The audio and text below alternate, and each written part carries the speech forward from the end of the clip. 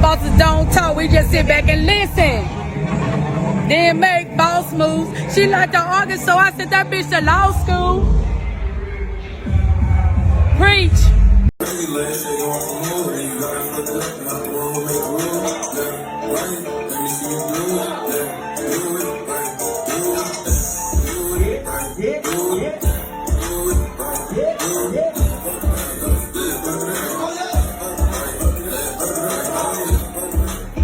Now to the double murder in Wilson County. We're learning the suspect is charged with killing his own brother and his mother. Police identifying the victims as 50-year-old Dana Jenkins and her 15-year-old son, Darren Cox. Jenkins' 25-year-old son, Darren Jenkins, is now charged with 2 counts of first-degree murder. The victims were found inside a home yesterday evening on Snowden Drive. Cindy Bay has new reaction from the family. She was a very sweet person. Always smiled. I can see her smile right now. She always smiled. They loved each other. They loved us. We loved them, especially Darren. On March 25th, 2025, Darren Dante Jenkins walked out of prison a free man after serving over 5 years for theft-related offenses. He returned to his family's home in Wilson, North Carolina.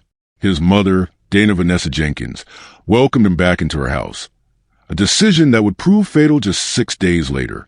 By March 31st, 2025, both Dana and her 15-year-old son, Darren Cox, were dead inside that same home. Both were stabbed multiple times. The person accused of killing them was the very man Dana had opened her door to, her own son, Darren Jenkins. Authorities were called to the residence after a chilling discovery. The scene they encountered showed no sign of forced entry, suggesting the victims had let their attacker in willingly. Darren Jenkins was arrested shortly after, charged with 2 counts of first-degree murder. He was ordered held without bond in Wilson County Jail. No clear motive has been confirmed by investigators. The case raised serious questions about post-prison supervision and the risks faced by families welcoming former inmates back into their homes. Friends, neighbors, and local leaders expressed disbelief, but the facts remain. Within a week of his release, Darren allegedly turned on the 2 people closest to him. As the investigation unfolds, detectives are working to establish a timeline of events between Darren's release and the murders. Forensic evidence, witness interviews, and court documents may reveal what happened behind closed doors and why. If you're captivated by real crime stories that peel back the layers of truth, make sure to hit that subscribe button. Your support means the world to us as we uncover real cases, raise awareness, and give a voice to the voiceless. Before we dive into today's story, we want to hear from you. Where are you tuning in from? And how do you feel as the story unfolds?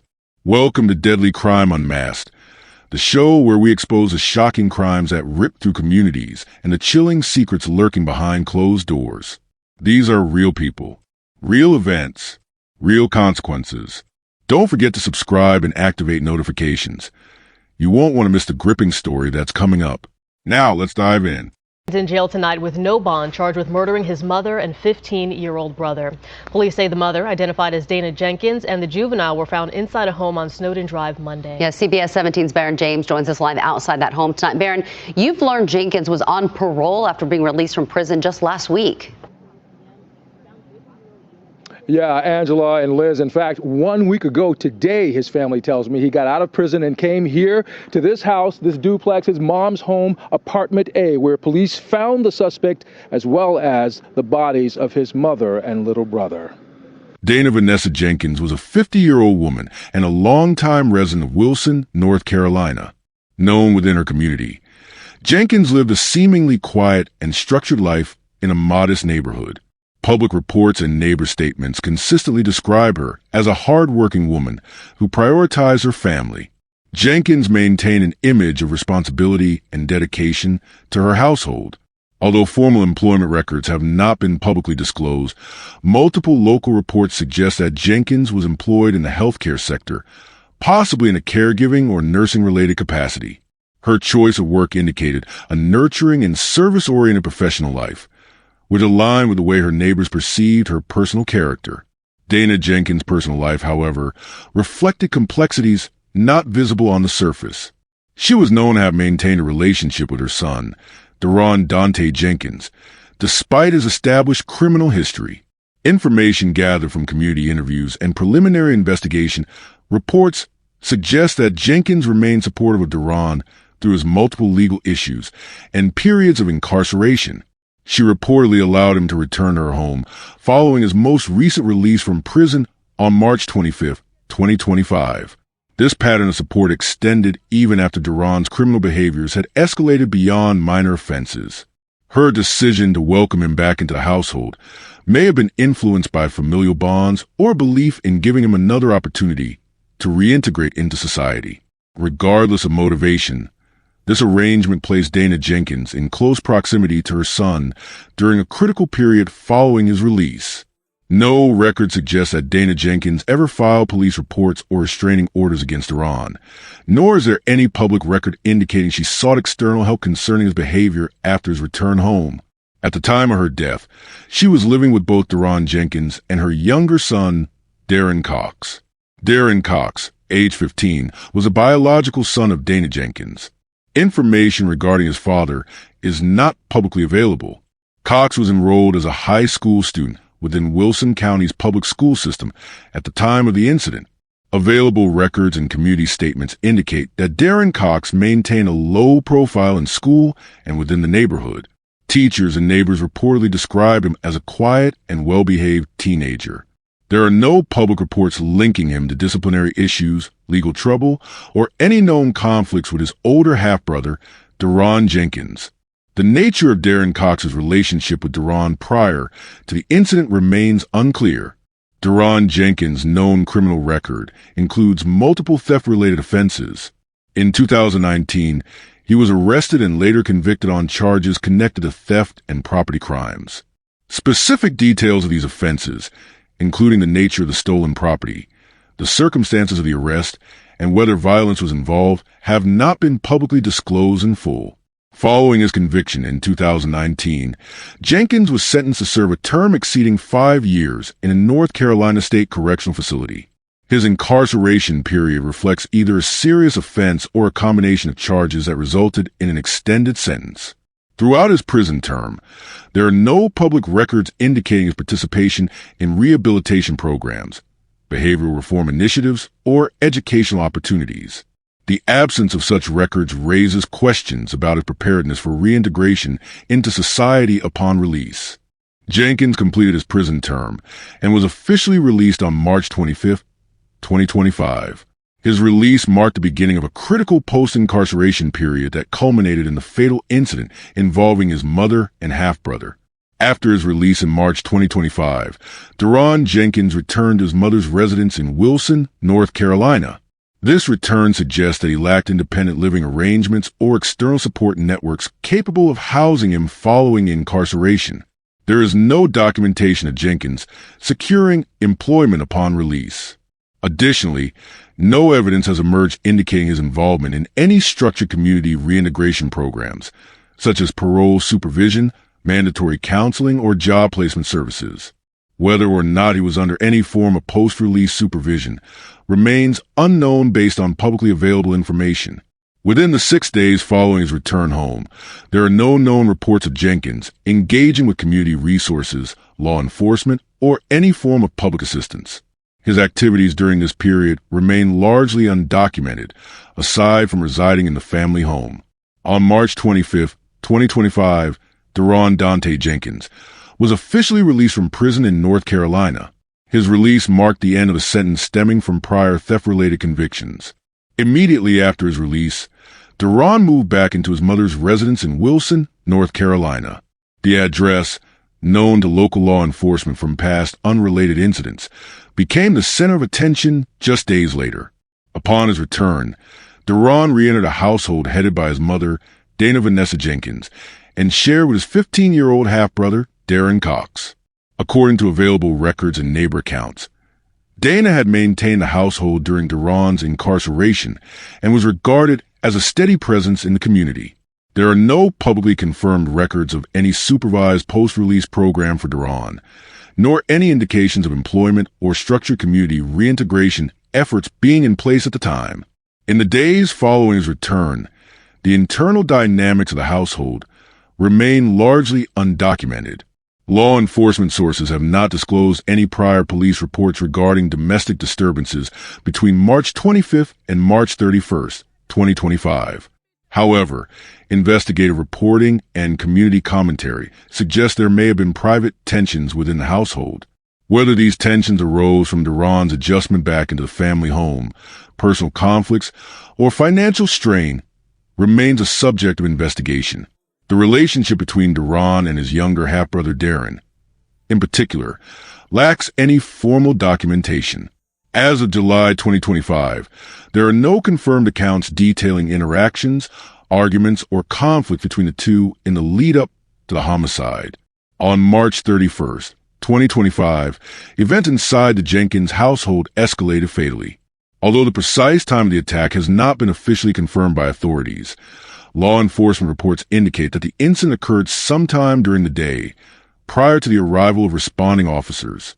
The first public record of the incident comes from a 911 call made after the bodies of Dana Jenkins and Darren Cox were discovered. The identity of the 911 caller has not been formally released. Whether it was a neighbor, a family member, or a third party remains unclear, though law enforcement responded swiftly to the call. The nature of the attack was brutal and fatal. Both Dana and Darren were stabbed inside the home. The exact type of weapon used in the attack has not been publicly detailed, but investigators confirmed it was a sharp-edged instrument capable of inflicting multiple fatal wounds. The location of the wounds and severity of the injuries inflicted upon both victims are subject to the official forensic investigation, with autopsy reports pending at the time of initial media coverage. Authorities confirmed there were no other family members or witnesses present in the house during the attack. Details regarding the initial discovery of the bodies suggest that the victims were found in separate rooms of the house, although official reports have not specified exact locations. It is also unclear whether the bodies were discovered by someone entering the home unexpectedly or whether a distress call led law enforcement to the scene. The state of the crime scene was described by responding officers as severe, reflecting the violence of the attacks. Early reports indicate there was no sign of forced entry, which is consistent with the suspect being a resident of the home. Upon arrival at the scene, the law enforcement response was immediate and decisive. Wilson Police Department officers secured the residence, began preliminary investigations, and quickly identified Darren Jenkins as the primary suspect. His presence at or near the scene at the time of police arrival has not been clarified in initial reports. However, it is confirmed that Darren was apprehended shortly after the bodies were found. He was taken into custody calmly and transported directly to the Wilson County Jail. No immediate incidents of resistance, struggle, or pursuit were associated with his arrest. Upon his apprehension, Darren Jenkins was formally charged with 2 counts of first-degree murder, one for the killing of his mother, Dana Jenkins, and the other for the death of his half-brother, Darren Cox. First-degree murder charges in North Carolina apply when a homicide is committed with premeditation and deliberate intent. Authorities indicated that the nature of the crime and the relationship between the suspect and victims justified the most severe charges available under state law. The Wilson County District Court denied Jenkins any possibility of bail. Following standard legal procedures in capital cases, the judge ordered Jenkins to be held without bond pending further legal proceedings. He remains in custody at the Wilson County Jail.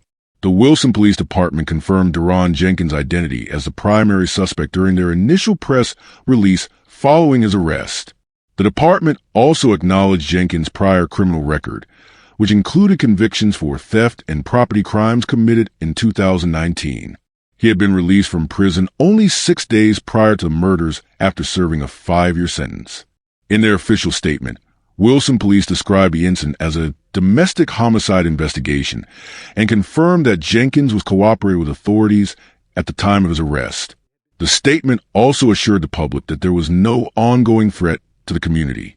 The police refrained from commenting on motive or specific case details, citing the ongoing nature of the investigation.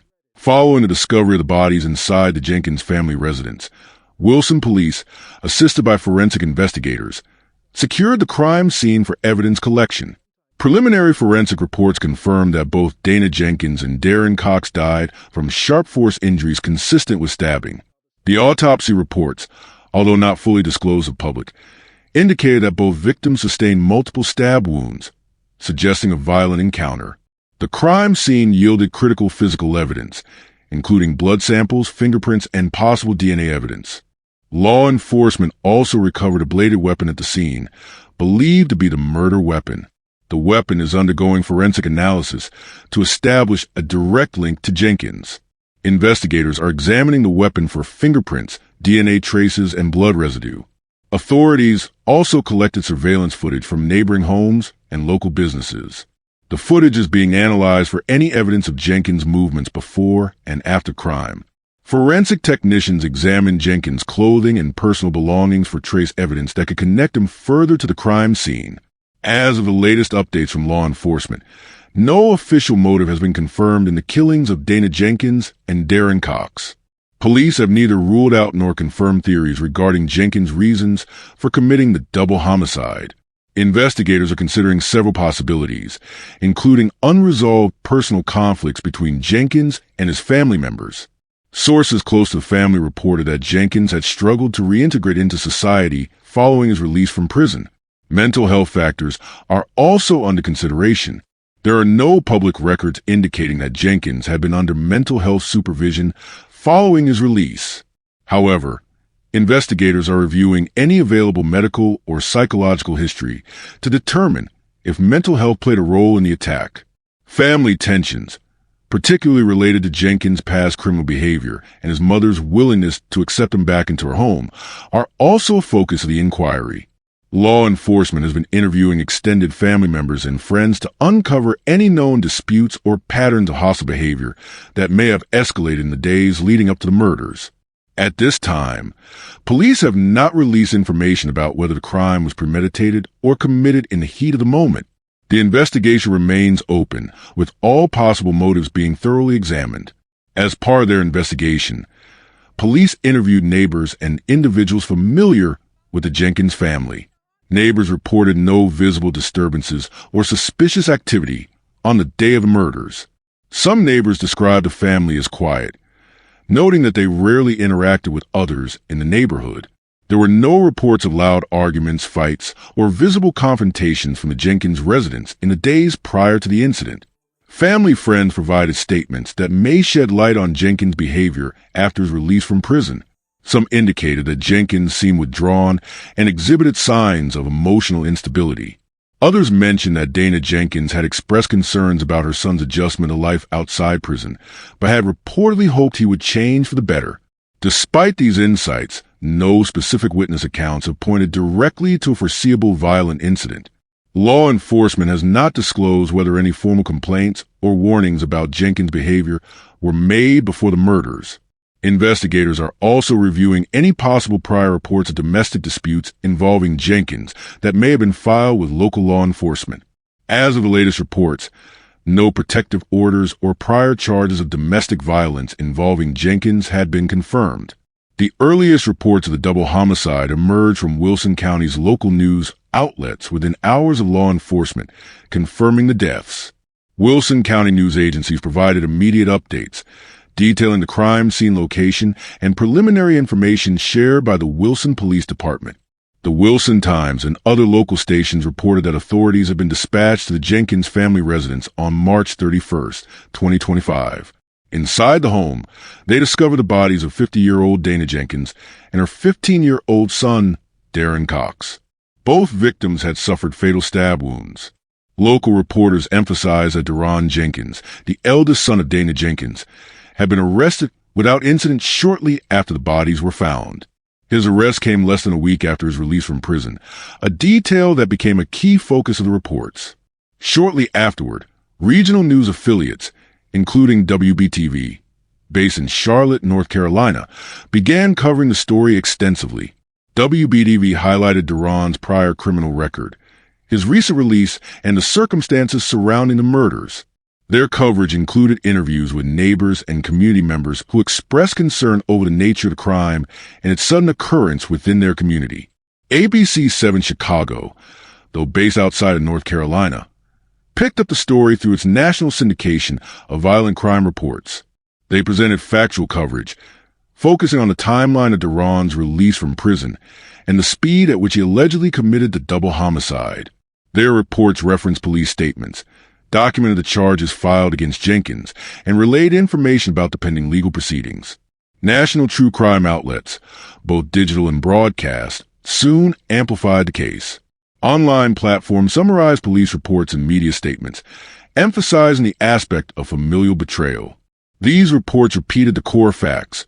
A son, released from prison after serving time for theft, allegedly murdered his mother and half-brother in their family home. The news of the double homicide sparked immediate shock within the Wilson County community.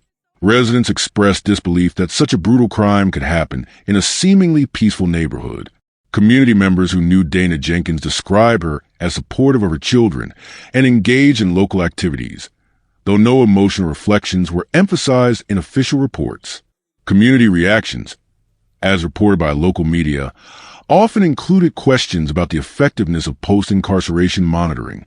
The fact that Darren Jenkins had been released with little time to adjust back into society led to discussions about early release policies and the management of individuals with a criminal record who returned to family homes upon release. Public forums and town meetings reportedly included concerned discussions about whether adequate support systems exist for both formerly incarcerated individuals and their families. The issue of whether warning signs were missed in the Jenkins household also became a topic of local conversation, though no definitive evidence of prior incidents surfaced in police reports at that time. Social media platforms reflected a wide range of responses following the news reports. Local residents took to Facebook and community groups to share updates, offer factual summaries, and discuss safety concerns. Some posts focus on the tragic outcome and its impact on the local community's sense of security. On Twitter and Reddit, broader discussions emerged. Commentators raised questions about family dynamics in post-incarceration situations and whether early release policies contribute to violent recidivism.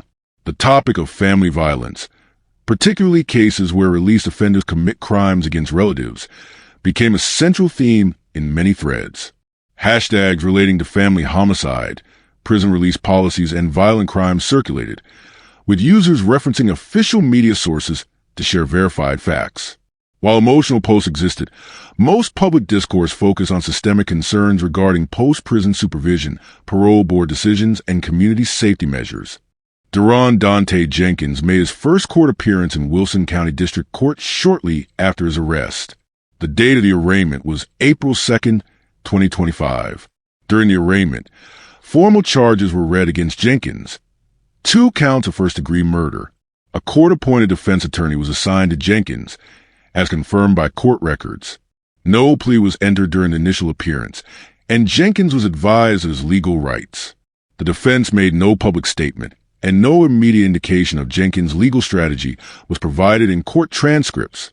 The prosecution, represented by the Wilson County District Attorney's Office, confirmed their intent to pursue the charges to the fullest extent of the law. Prosecutors cited the severity of the crime and the relationship of the victims to the accused as aggravating factors that will be addressed during trial proceedings. The presiding judge ordered that Darren Jenkins be held without bond pending trial. The judge's decision was based on the nature of the charges and public safety considerations. Court documents confirmed Jenkins' confinement at Wilson County Jail under maximum security conditions. Jenkins remains in custody as of July 2025, awaiting trial. There are no reports of bail reconsideration or motions for conditional release. His status as a high-risk defendant accused of double homicide was repeatedly cited in court documents as a primary reason for his continued detention. Pre-trial hearings were scheduled to begin in late July 2025, with a tentative trial date set for early 2026. The defense team requested additional time to review evidence, interview witnesses, and consider possible motions. Possible defense strategies include exploring Jenkins' mental state at the time of the offense, examining his prison release conditions, and raising questions about post-incarceration supervision. However, no formal defense strategy has been announced in open court. Prosecutors have indicated their readiness to proceed with a full trial and have dismissed any consideration of plea bargains at this stage. They stated publicly that the evidence, including forensic reports and Jenkins' prior criminal record, supports their decision to pursue first-degree murder charges without negotiation. As of the latest court filings, both the prosecution and defense are preparing for pre-trial motions regarding evidence admissibility, witness testimonies, and potential jury selection procedures. If this story gripped your heart and left you questioning the truth, don't forget to hit that like button and share it with others who need to hear it. For more chilling true crime stories that dive deep into the mysteries behind these tragedies, make sure to subscribe to our channel and turn on the notification bell. You won't want to miss our latest updates, investigations, and thought-provoking discussions. Thank you for being part of this journey with us as we uncover the truth and seek justice. Together, we can make a difference. Stay safe, stay aware, and we'll see you in the next one.